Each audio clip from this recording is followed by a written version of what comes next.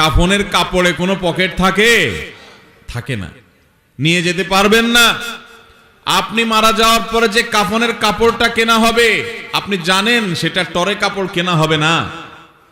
আপনি কি জানেন সেটা কোনো দামি কাপড় কেনা হবে না?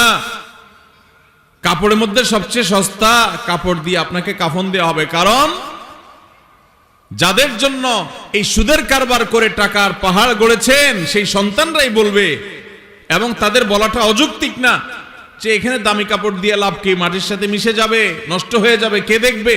দামি সাবান দিয়ে আপনাকে গোসল করাবে না। এই দুনিয়া থেকে কিছু নিয়ে যেতে পারবেন না, সব রেখে যেতে হবে।